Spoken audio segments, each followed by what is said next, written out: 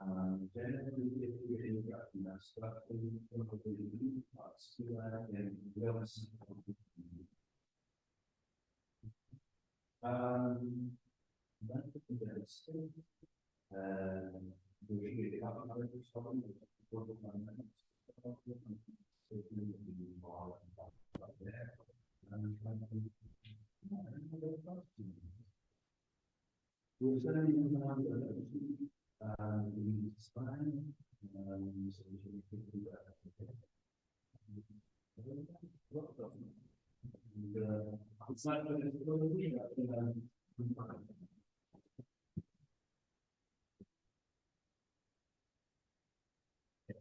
So let's get rid of that thing. Oh, dear.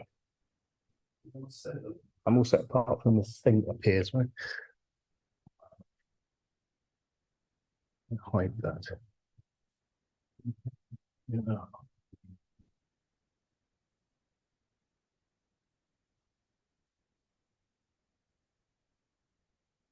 It's annoying.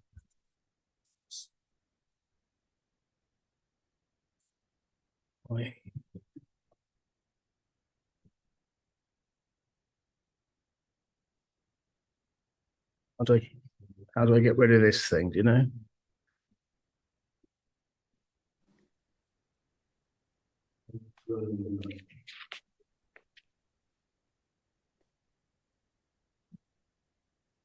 Okay. Okay, shall I start? Great. Okay, so thanks for the invite to give a talk. Today I'm going to talk to start with about some fairly new work on temporal generalization in bimanual motor learning and the role of the relationship between timing of the two arms. But I'm going to start off by putting a bit of background into why we sort of started looking at this kind of bimanual activity. And it really all kind of started with interference paradigms, which Nozaki here was one of the first people to actually show that if you learned a curl field in a unimanual situation and the opposing curl field in a bimanual situation, you could actually learn opposing fields, right? So this is a first, if you like, indication that what we do with both of our arms and the relationship between them is actually quite important and has a strong effect on our motor system. And then we took this work a little bit further, in the first instance by looking at coupled and uncoupled contexts. So the idea here was we know that we make a lot of movements when we're holding an object, right? So both arms are doing the same kind of thing, but they're sharing some kind of load. But a lot of the times we also do things independently. So that was kind of the motivation. And we thought, let's have a couple of contexts. We'll have one context where the hands are linked together with a stiff spring, and another context where they're actually separate. And we'll associate these two different contexts with opposing curl fields. This is work done with Daniel Wolpert in Cambridge. So this is what the uncoupled movement looked like. And this is going back a few years. So this is a bit of a, our paradigms have improved quite a lot. This is actually an in and out and back movement when the two hands are actually uncoupled and you're going to get put into a curl field at some stage. And there's associated with this task, there's the coupled one in which you'd be actually doing the movements in the opposing curl field, right? So that gives you an idea of roughly what the kind of task we were doing looked like. And what we found, first of all, let's not bother with the static field condition, but if we have uncoupled condition and we have switching curl fields, then obviously we can't learn anything. And that's what we see here with the uncoupled measure of maximum perpendicular error. If we couple the hands together and move around in switching curl fields, we can't learn anything either. But if we associate the direction of the field with being coupled and the opposite direction with being uncoupled, we saw a definite reduction in maximum perpendicular error. So this suggests, again, just the fact that your hands are coupled together or moving independently does seem to have an effect. Now, these were sort of early days when we were doing this work on context and learning opposing fields. So back then, over 10 years ago, really, we were only looking at maximum perpendicular error. Now we've moved on to looking at compensation, which is a much better way of doing it. You can always ask me about some of the basics, curl fields and compensation at the end of the talk if you want me to go through that a bit more. Certainly, I know, hopefully Laura, when she turns up, will be able to explain that in her talk as well, so I didn't want to repeat myself. Another context we thought would be quite interesting to look at, this is also going back a few years, was either both hands moving in the same direction, right? So we call that sort of like an in-phase condition, or in opposite directions. And kind of the motivation for that was because we knew that people are very, very good at doing synchronous movements, right? You're very good at doing in-phase movements, and you're also very good at doing anti-phase movements. You're not really very good at anything in between, but those two extremes seem to be quite different, but at the same time, easy things to do. So we set up experiments where you had a context where one field was associated with both hands moving in the same direction all the time, and the other context when they were moving in opposite directions. And that was 2010.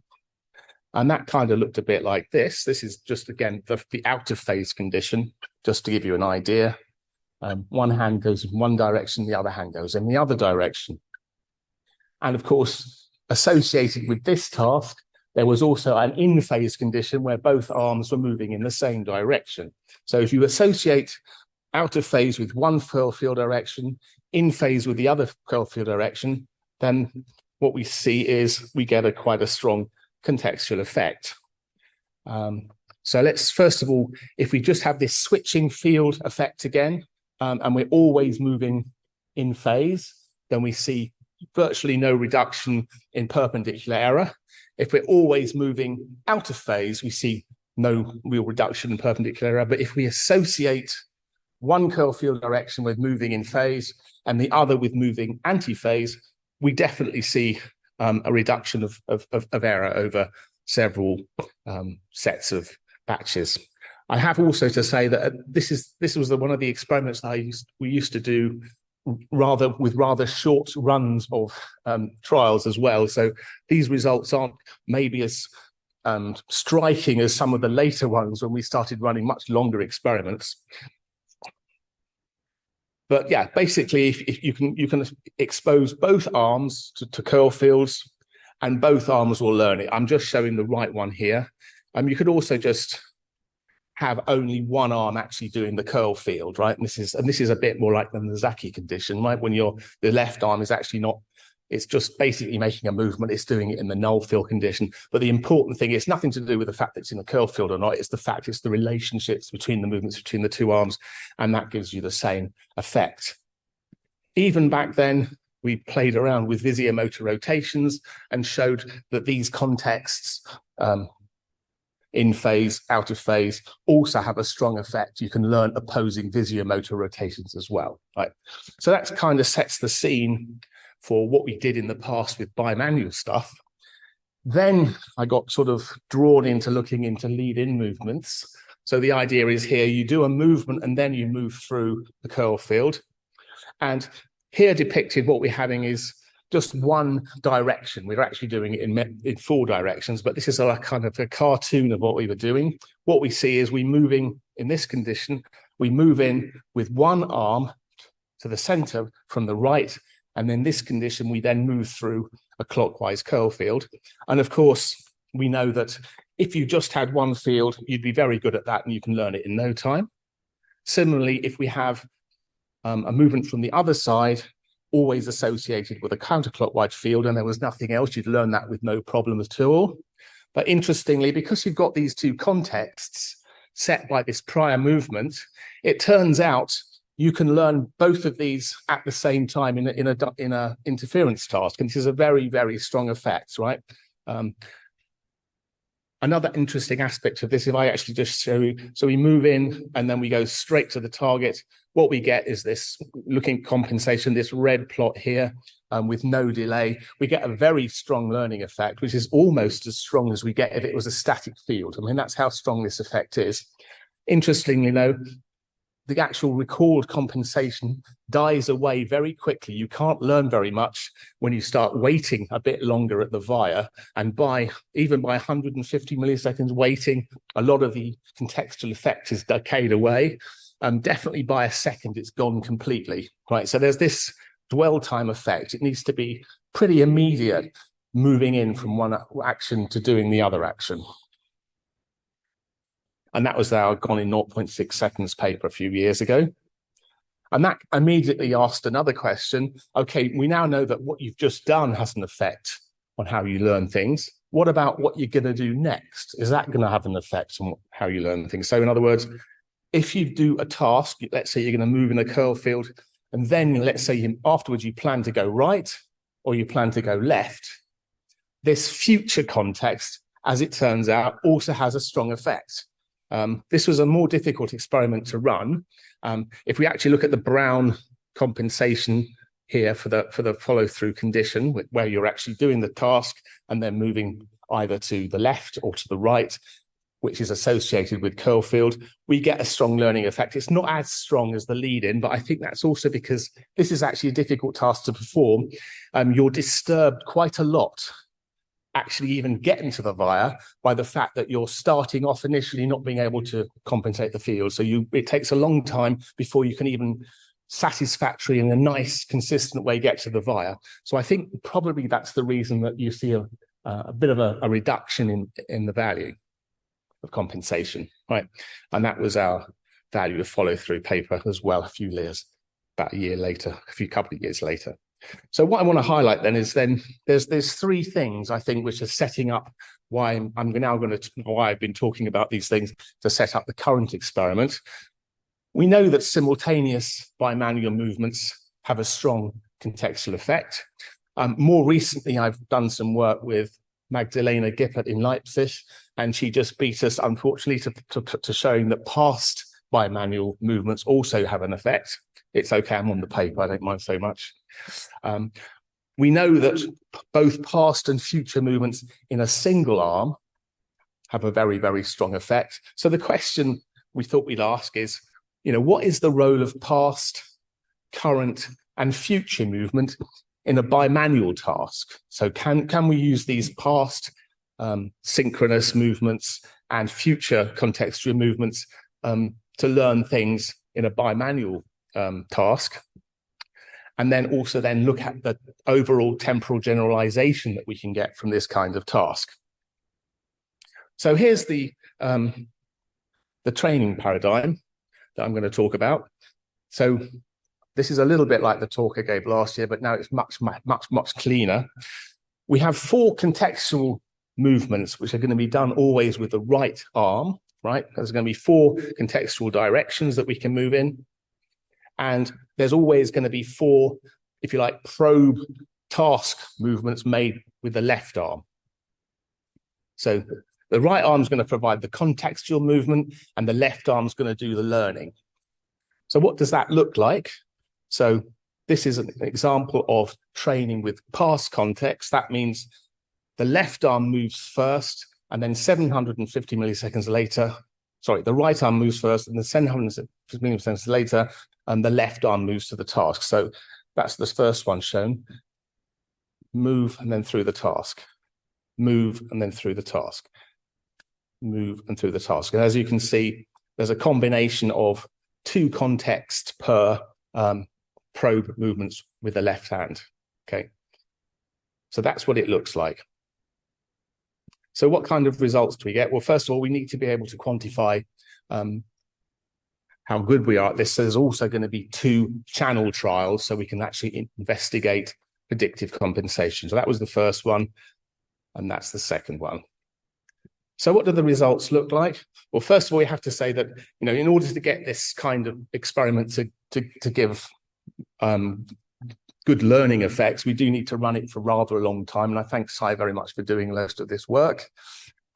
This was done over 2 days. Starts off with a little tiny null trial experience, a little experience of all the actual generalization conditions, some training, and then training and testing for lots of generalization on the first day. And then we do it again on the second day with training and lots of testing and generalization at the same time as with the training. So these are quite long experiments, and we only look at what happens in terms of generalization on the second day in the final analysis.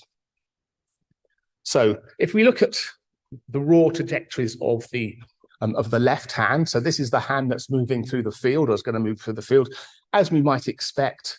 And these are the averages over critical batches across all subjects. So it's the mean and standard error plotted. As we expect, when there's a null condition, so there's no field, it's pretty easy to move in a straight line, and we get these nice, straight, relatively straight paths. Upon introduction of the curl field, we get these loopy paths with one curl field direction pushing you one way, the other pushing you the other way. And we already see now by final exposure evidence that things are, you know, you're improving and moving more in straight lines. We can't, as obviously now we know, we can't just rely on kinematic error to say anything about learning, because it could be co-contraction. So what we also do, as well as looking at maximum perpendicular error against time, we concentrate now on looking at the compensation that's recalled, and we see that we get a substantial amount of compensation for this kind of experiment, going over 40% at the end, indicating that this past context does actually have a strong effect on you in a bimanual situation. So what you do with your right arm then affects what happens in the left. That's what it's saying. The synchronous condition is when we make the movements at the same time, and we had this synchronous 0 millisecond condition, and that looks like this, which is, as you might expect, both arms moving at the same time. This was an easier experiment for participants to actually make. And you see in the pre-exposure again is pretty straight. Initial exposure is loopy, as you'd expect, because they haven't had curl fields before. But final exposure looks like they've done a pretty good job and moving pretty straight. Again, this is reflected in a nice reduction in perpendicular error, a maximum perpendicular error. And this time we actually see a little bit more compensation. And I think the reason for this is because, and we'll see in a second when we look at the timing histograms, this is an easy task to do very consistently. So I think it's an easier thing to learn. Finally, we're going to look at the future context. So in this case, the right hand is going to provide context to the left hand, but it does it after you've done something with the left hand, and that looks like this. First you do the task, then you do the other movement. First you do the task, then you do the other movement. And what kind of raw plots do we get on this? Again, pre-exposure, everyone was doing fine, as you'd expect, fairly straight. Initial exposure, again, big effects because they've never seen curl fields before. And final exposure, you can see they're straightening up quite a lot. But like I said before, what we really need to look at are the compensation plots, but we see a nice increase in compensation. So looking them all on the same plot, just to compare them, the past context gave us a good level of compensation learning. The synchronous 0 millisecond context gave us, in this case, I think gave us the most and the nicest reduction MPE. And the future context also gave a respectable level of compensation. So the first take-home message is then that past, simultaneous, and future movements of the other arm can have a strong effect on learning and recall of dynamics in the opposite arm. So that's the first thing. And I think it's the first time, it's certainly the first time anyone's shown it with future. But obviously we want to look a little bit further and look at now generalization. So what we're going to say is we're going to train you in, well, we've trained the people in 3 different conditions. We train them for past context, and then we're going to probe them at obviously the relationship that we trained at, because that's what we've just shown. But in addition, we're going to probe them at lots of different time relationships, going from minus 1.5 seconds all the way to 1.8 seconds, all the way to 1.8 seconds in the future, right? So we get a lot of further back past context and further future context as well. And we do that for each experimental case. So this is when we've trained them at past, and we do all the same. We do all of these tests, but also in the simultaneous context, obviously we train them at 0, but we do exactly the same probing at these different relationships to see what kind of recall we get. And again, with the future context, we do the same thing again. We train them at plus 750 milliseconds, and then look over a range of plus or minus 1.8 seconds to see what kind of recall we get. And what we find is, what we'll see is there are substantially different effects in these different conditions. So this is the generalization for training with the past context, right? This is the right hand moves first, followed by the left. And this is the compensation as a function of this time delay between the hands. And we see that the line here is actually the training relationship. What we see is we get really a nice flat generalization to other past movements, right? So even though we trained at 0.75 in the past seconds, it generalizes all the way back to about 1.8. So it's a nice flat generalization characteristic. But what we don't see is really anything transferring to any other future kind of relationship. If we now look at the synchronous case, we see that this is a much more tightly tuned kind of response that we get, right? We get a very strong response in recall at the 0 millisecond training relationship, but it decays off pretty fast both sides. There's pretty much, well, you could say there's a little bit of transfer to past movements, but there's definitely nothing to future ones. And when we train at this future context, as you can see, we get the most recall at the training relationship again, but this is also quite a sharp tuned effect. We do get some transfer to other future relationships, but it is fairly tuned and there's nothing going back to past. So putting them all on the same graph, I think to me the most striking thing is that we get this quite flat plateau on the past context.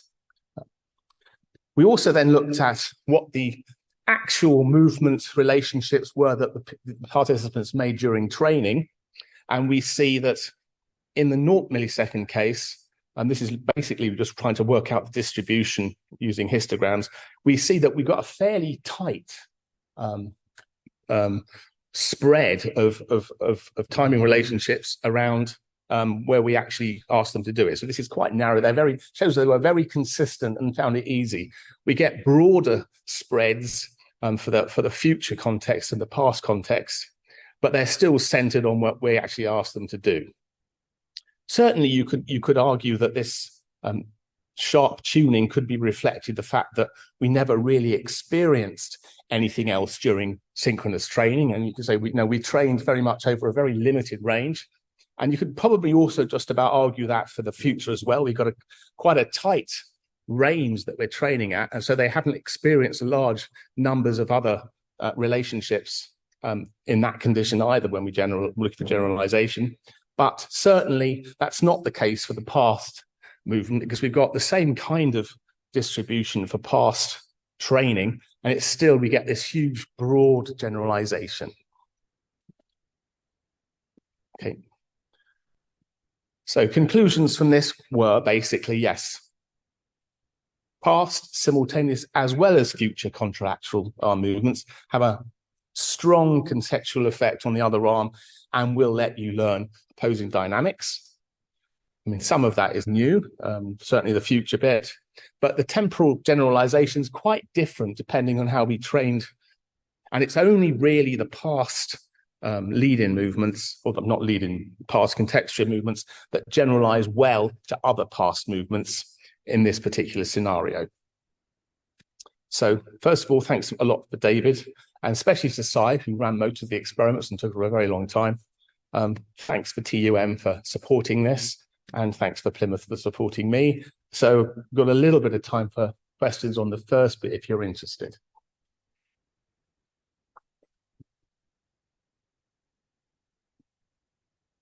So I've got another talk after this, but we've got plenty of time. Yeah.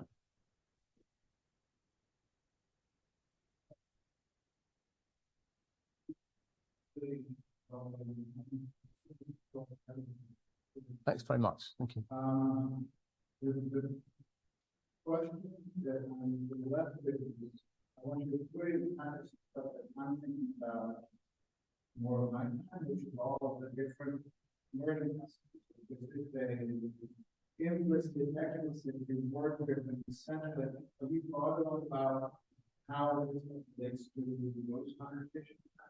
Well, I think it is an implicit mainly driven by implicit processes. And that's why we try to use, well, we use 4 directions specifically to make it a bit more complicated for people to actually, to actually be able to not be able to completely understand it. There's always somebody who tries to, but it's actually quite a difficult task to do. So I think you'd have to think quite hard about,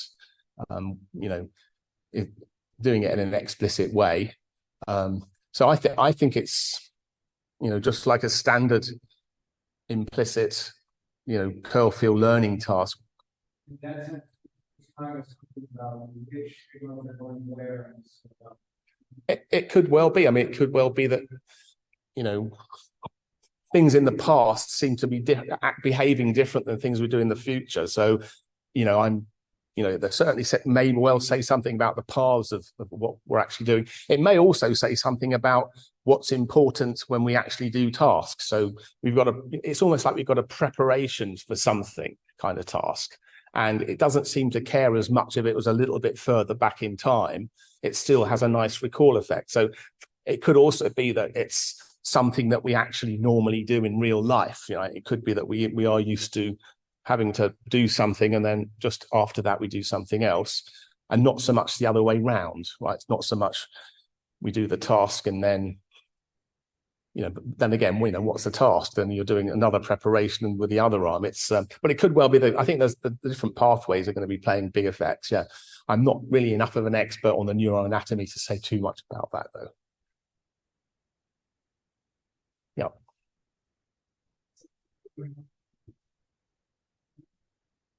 Talk about future, but what else? It might also be related to the way that they grow as the past. So in the front field here, it's the movement that is important. Something happens. Yeah. It requires execution, whereas the other movement is just happening. So we have to do something that is seeing something that really is important. So I'm very attentive to very loud. Manipulation where you have the future, but many people believe that this is actually yeah. I mean, it could well be that they're trying to attend more to the one that's actually disturbing them. I mean, obviously, one way getting around with that would put both hands in curl fields, right? And in fact, you could do that, and then you'd be doing both at the same time. You'd be looking at, quite interesting relationships. There's probably also another thing, which is, I think it's probably relevant, is, to what extent does it matter that one arm, the right arm versus the left, would the left versus the right be different?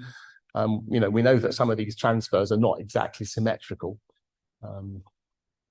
But yeah, it could well be that you're attending to it. I mean, I think that's another experiment, really. Yeah. So I'm most concerned about this ninth generalization part.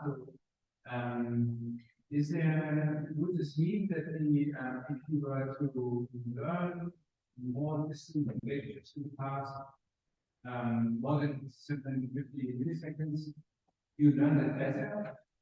Or is it does seem to be, it does seem to be a bit longer than we saw in the unimanual case, I must admit. Maybe there's also this delay going across the corpus callosum or something, of the information. It's always when you're doing these studies, it generates more questions than you had to start with. But I think there's a lot of interest. It's just interesting to see that there is a distinctly different characteristic there. Yeah, I mean, what is it just more sort of capacity in a way for this pattern, also specialized in another. It would be seeing the environment with more than a past. Yeah. I mean, obviously, it takes an awfully long time to run these experiments. The problem, right? Yeah,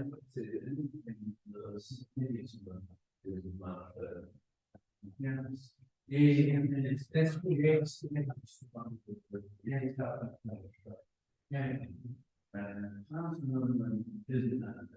easy and slow, but you have this a lot of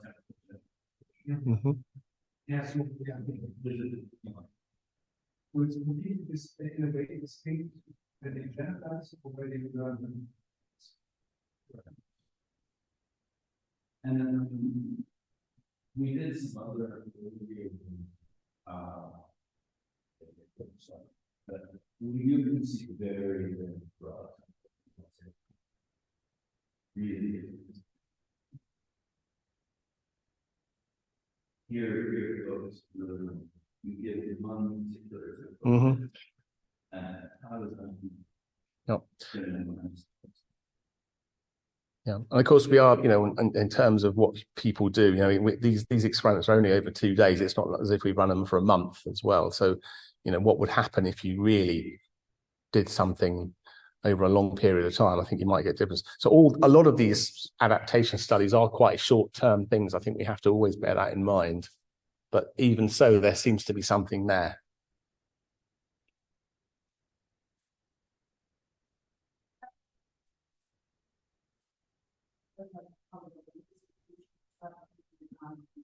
Yeah, the dwell times.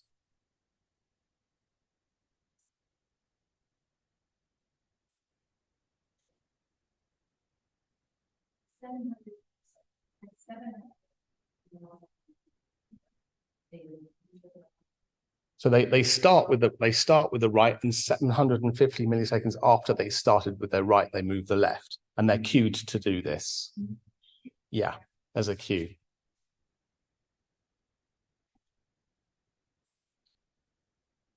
Yeah, they are.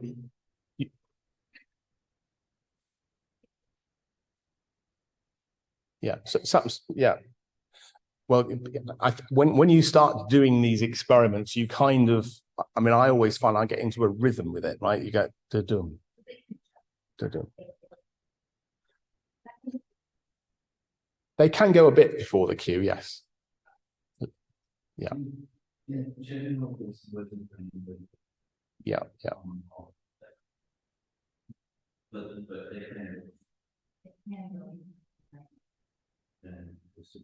Yeah, you have to basically, the way we set the experiment up was that so you could actually do it most of the time, because if you get really, really strict, then it starts becoming, yeah. We can't shortcut it that left and right. So while the timing is very small as a path. Okay, so in speed, you can speed actually left, back, or right, or the participants could speed that one already. Yeah. There's Yeah.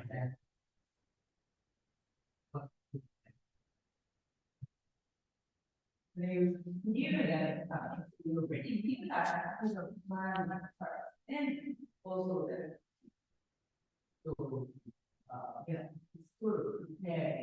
yeah. Yeah, with a lot of these lead-in things, though, when I was setting them up, I'd obviously ran myself on lots of them in one arm as well, and some participants just couldn't do any of them because they never really got the timing. And I found that the only way, for me, the way I got the timing was I literally had it like a rhythm, like do-dum, like do-dum, and I could do it then and do it very precisely. So, that's another thing, obviously the strategies people are using also is going to affect things, but those are the timing relationships that we found. So yeah.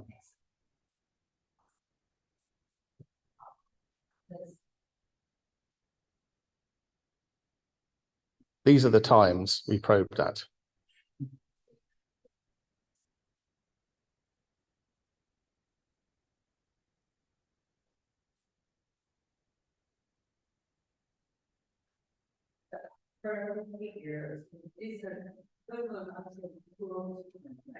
So this is, we basically binned them. So we are basically doing mean and standard error across participants. So we have to have measurements for each one in a certain range. That's why that was done.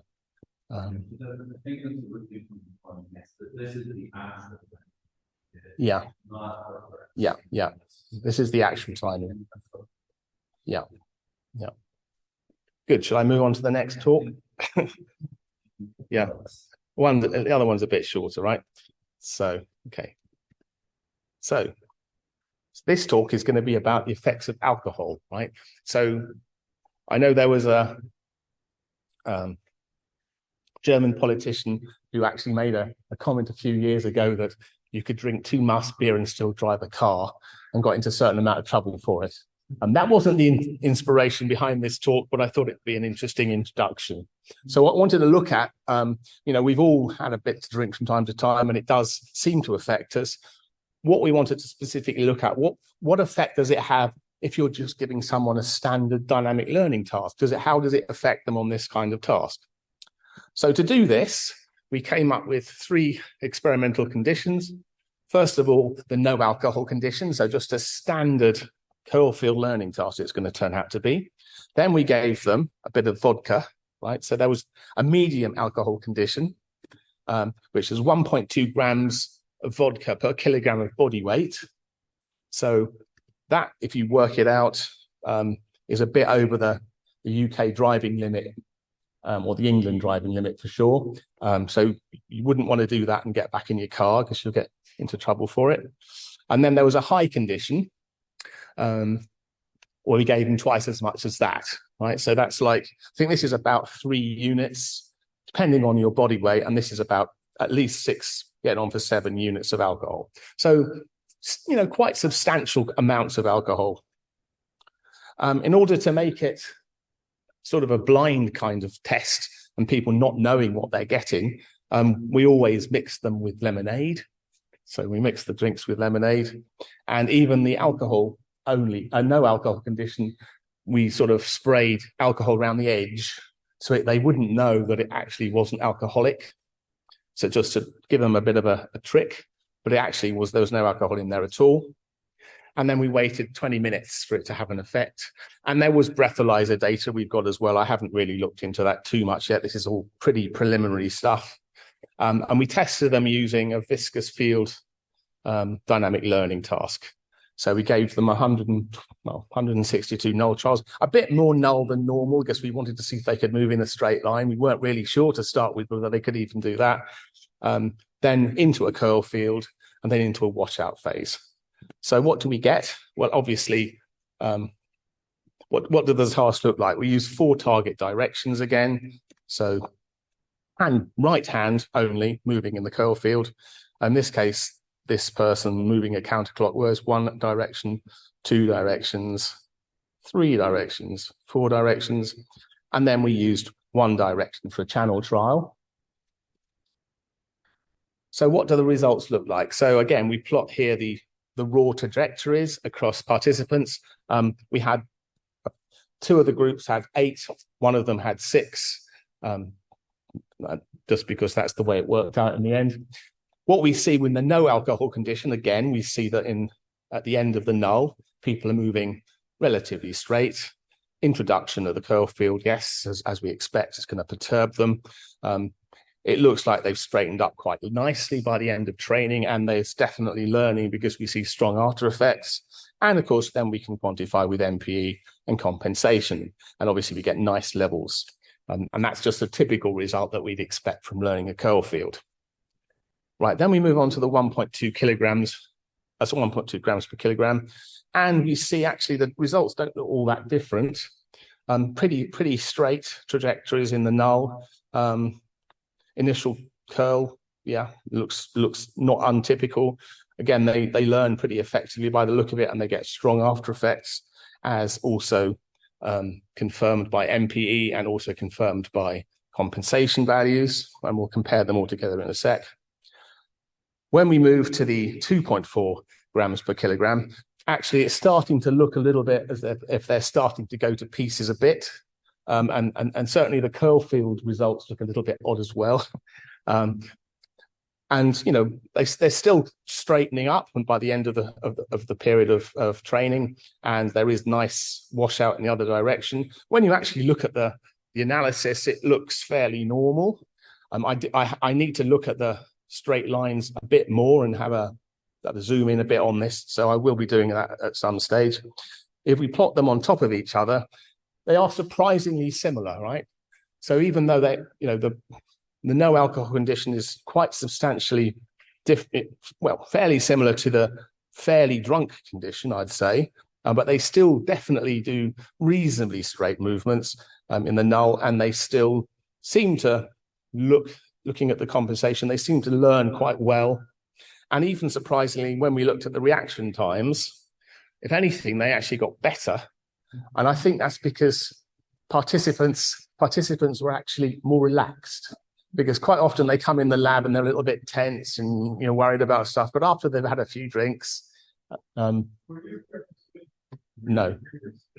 they weren't. They were. One of the questions was you couldn't have problems with alcohol, and you couldn't have drunk anything the night before, and you couldn't have had any medical conditions.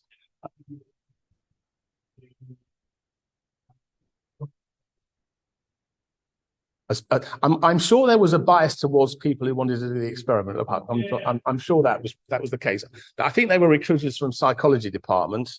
There are some slight issues. I think that a lot of the alcohol were actually basically women anyway, and I think some of the other conditions were a bit more mixed in gender. But if anything, I'd expect that to have gone the other way. But yeah, as far as we can tell on these initial results, just to recap, right? It didn't seem to make a huge amount of difference to dynamic learning, even at this quite high level of alcohol intake, which is, I think, quite interesting. It did seem to me, I think I will look a bit more into the trajectories, but I do think that it looks to me that there's more variability. It needs to do more analysis when you have the high alcohol condition. But obviously, the take-home message is don't drink and drive anyway, right? Because you'll get arrested. So, don't do that and say it was an experiment. In fact, we kept them in the lab until they'd gone below the legal limit before we let them out, because we were told that if anything happened to them, we'd get into trouble otherwise. So, yeah. People plus alcohol means no driving. So unlike Gunther Beckstein, I definitely wouldn't recommend drinking 2 mugs of beer before you go for a drive. But I think the results are still quite interesting. And I think also what would be interesting would be to look at more cognitive tasks as well, because we certainly know that, if you're writing a MATLAB program or doing some complicated analysis and you have a beer, it's never quite as easy again afterwards, is it? So thanks very much. This was done with Sylvia Turbeck, who's now at Liverpool John Moores, supported by University of Plymouth and a few other people. And if you've got any questions about that, I'd be glad to hear them. Thank you.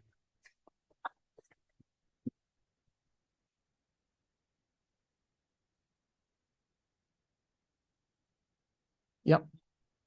What was the age? It's an average about 22, 21. Fairly young, yeah, fairly young. And so one suggestion for that I don't think it generalizes this much because it doesn't have a visual component, right? So I would be very interested in seeing that kind of in the visual. Well, I mean, it's got a visual component in as much as they've got to get to the target, right? Right, yeah. Not the basic itself it's not a visio-motor rotation; it's a dynamic. So, yeah. You might find it has a bigger effect on the intrinsic learning, extrinsic learning, for example. I wouldn't be surprised. I think there's a lot to do. It's easy, looking at the data now. I wish we'd run more different conditions, but that's life.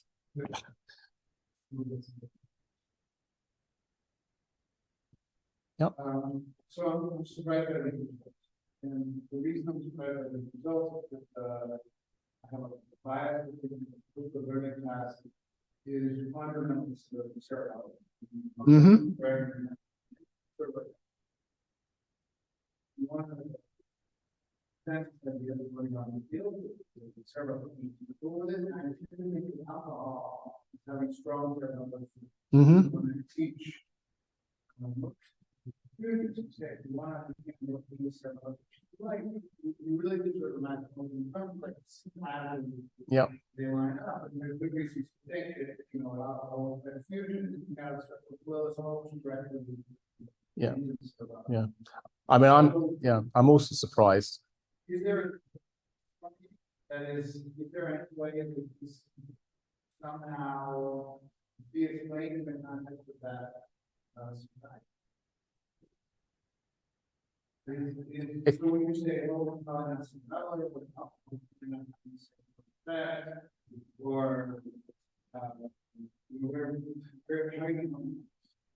Yeah, I mean, isn't there some evidence also that it's also in motor cortex that we do some of these things? I mean, yeah, I'm just reporting the data that we found. I'm surprised as well. I'm surprised that that's what we found. Yeah, I thought they'd have a lot more trouble moving in a straight line as well. So, but you can see that they're starting to have difficulties with that. But yeah, it's a little surprising, yes.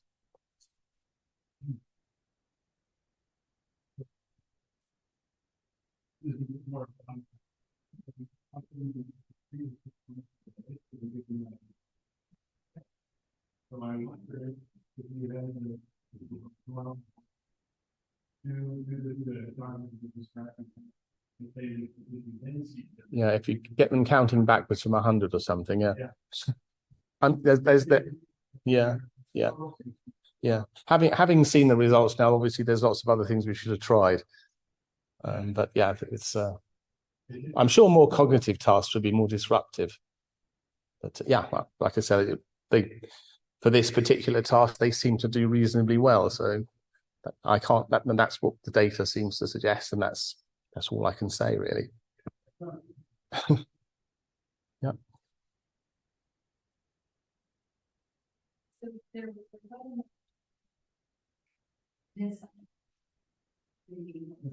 No, there wasn't in subject control, no.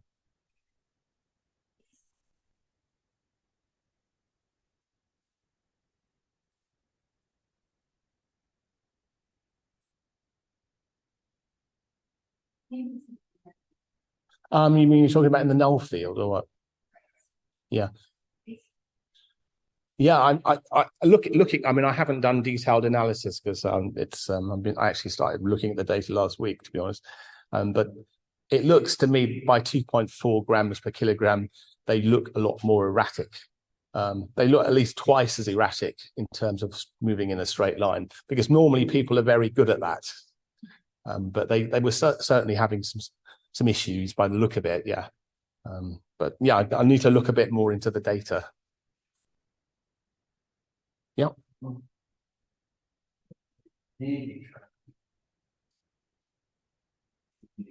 No, if we think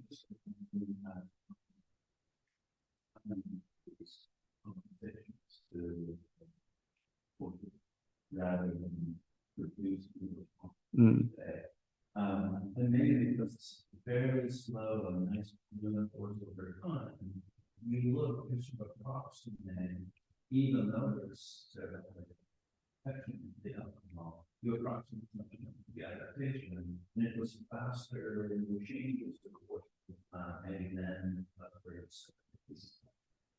yeah. I think we need to do more complicated experiments to sort of see if there's a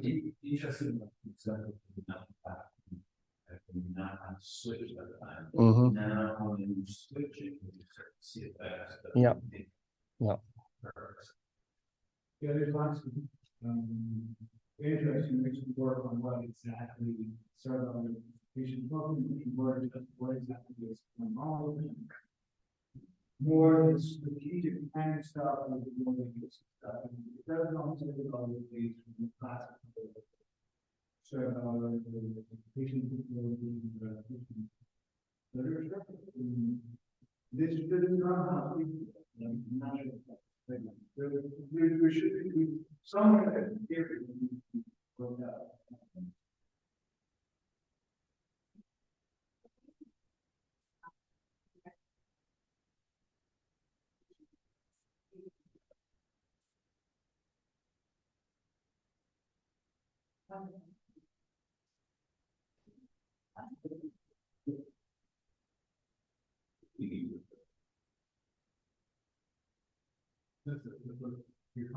So based on the high number and maybe so second could be I don't know if we do a follow-up on that once it's legalized towards the end of the year and see how that is. Yeah. Again, probably has more an effect on your cognitive system, doesn't it, than anything else I'd have thought. But yeah, be interesting.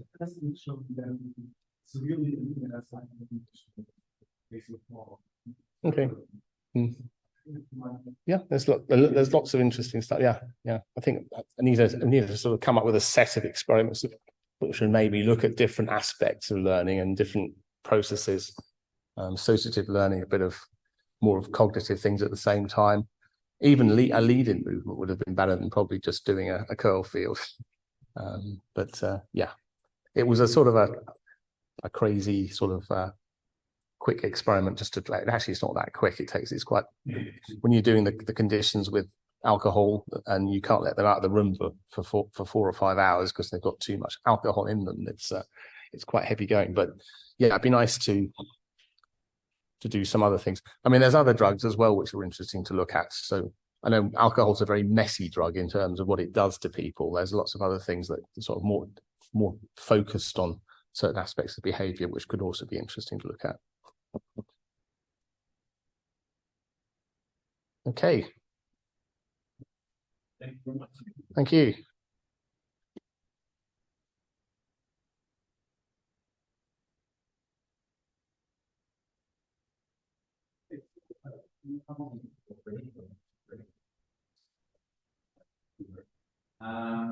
So there should be company, someone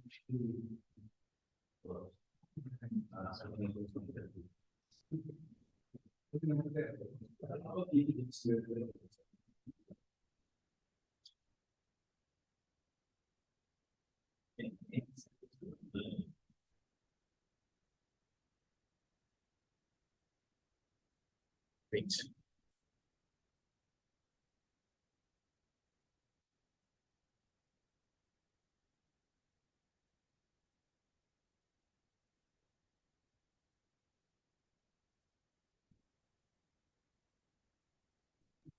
Hello.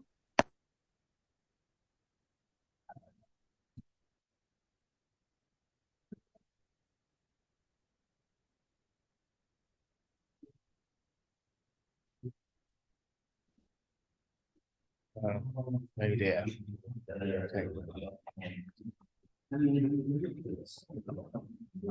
Would be good.